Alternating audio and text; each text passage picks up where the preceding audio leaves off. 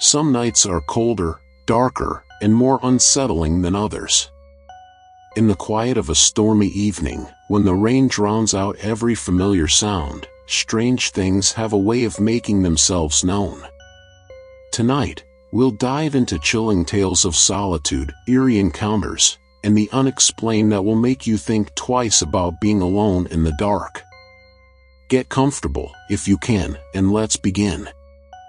My name is Kate, and I've always loved storms. There's something oddly calming about the sound of rain tapping on windows and thunder rumbling in the distance. But after one particular night, during a storm unlike any other, my love for rainy evenings changed forever. It happened when I was driving back from visiting a friend who lived out in the countryside. Her house was tucked away on a quiet road surrounded by dense woods, the kind of place where the only light at night comes from your car's headlights. That evening, the rain was relentless. Sheets of water poured down, reducing visibility to almost nothing. The wipers on my car were working overtime, but even they couldn't keep up with the storm. I remember glancing at the clock. It was just past midnight. The road was empty, not a single car in sight, and the silence apart from the rain felt unnervingly loud. I had about 30 minutes left until I'd be back in the city, where the lights and sounds of civilization would offer some comfort. As I rounded a sharp bend, my headlights illuminated something, or someone, standing at the side of the road. It was a woman, soaking wet, with her hair plastered to her face. She was wearing what looked like a long white dress, which clung to her body from the rain. She wasn't waving for help, she wasn't moving, just standing there, staring at the road. Instinctively, I slowed down. My first thought was that she might need help, but something about the way she stood froze me in place. Her posture was stiff, unnatural, like she didn't belong there. I rolled my window down just a crack, letting the rain splatter inside, and called out, "Are you okay? Do you need a ride?" She didn't respond. She didn't even flinch. Her gaze wasn't on me, it was fixed on something ahead, down the road. I followed her stare but saw nothing but darkness. Feeling uneasy, I decided it was best to keep moving. I rolled the window back up and eased the car forward. But as my headlights swept past her, I caught a glimpse of her face. It wasn't right. Her eyes were wide and unblinking, but they didn't seem to see. Her skin was pale, almost translucent, and her lips were slightly parted as if she was about to say something but couldn't. I pressed down on the accelerator, my pulse racing. Second story. My name is Nicole, and I've always been the kind of person who finds peace in solitude. A quiet night at home, especially on a rainy evening, was my idea of perfection. But one particular stormy night shattered that comfort forever. It was a Friday, and the rain had been pouring since late afternoon. The rhythmic pattering of water against the windows and the occasional growl of thunder created a cozy ambience.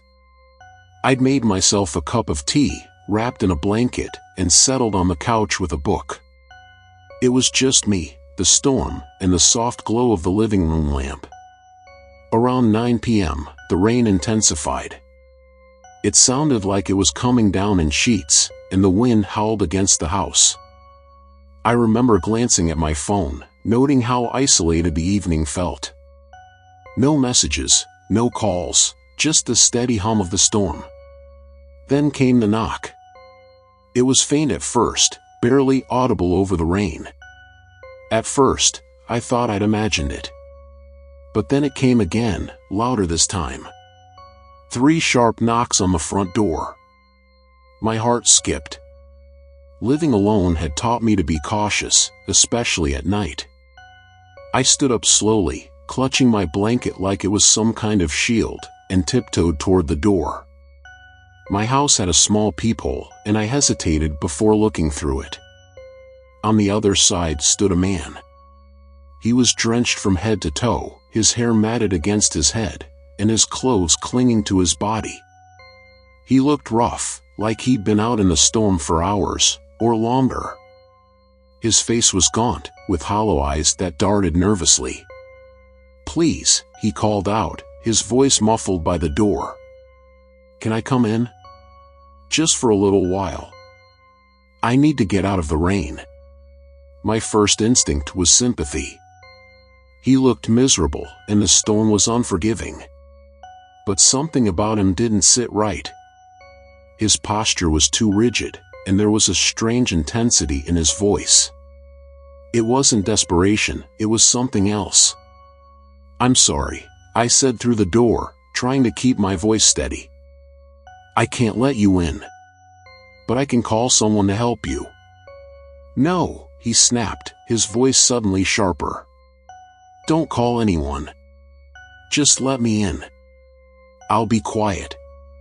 Please." Every hair on my body stood on end. His tone had shifted, and there was something almost threatening in the way he said it. I backed away from the door, my mind racing. The man knocked again, harder this time, and I could hear his breathing, heavy and ragged, through the thin barrier between us. Last story. My name is Gardner, and I've always considered myself a rational person. Living alone has never bothered me. In fact, I've always found a certain peace in it. But one stormy night changed the way I feel about being alone, and about what might share that space with us when we think we're by ourselves. It was a rainy Tuesday night. The kind of rain that doesn't let up, hammering against the windows and drowning out every other sound. I had spent the evening on the couch, scrolling through my phone with a half-empty cup of coffee on the table beside me. The occasional roll of thunder echoed in the distance, adding to the quiet unease of the night. Around 11 p.m., I decided it was time to head to bed. The rain showed no signs of stopping, but I found the sound soothing in a way.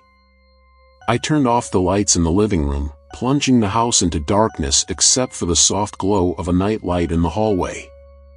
As I walked toward my bedroom, I had this strange sensation, like I was being watched. I shrugged it off. Living alone can mess with your mind sometimes, and the storm only made the house feel more isolated.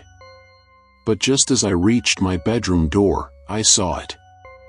A shadow moved across the hallway behind me. I froze. It wasn't my shadow, the light was behind me, casting my silhouette in the opposite direction. This shadow was tall, elongated, and it moved smoothly, almost gliding across the wall. My heart started racing. "Hello?" I called out, trying to mask the tremor in my voice. No response. The only sound was the rain pounding against the roof.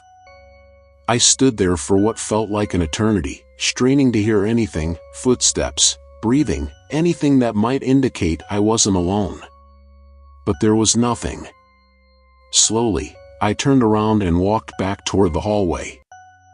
The shadow was gone, but the unease lingered. I checked every room in the house, flipping on lights as I went. Nothing was out of place, and there was no sign of anyone. I told myself it must have been a trick of the light or my tired mind playing games with me. Satisfied that I was alone, I locked my bedroom door and climbed into bed. But the night wasn't over. Sometimes, the scariest part of these stories isn't the encounter itself, it's the lingering question of what might still be out there, watching, waiting. Thank you for joining us tonight. If you enjoyed these stories, don't forget to like, share, and subscribe for more chilling tales. And remember, stay safe, and always trust your instincts when the unknown comes knocking.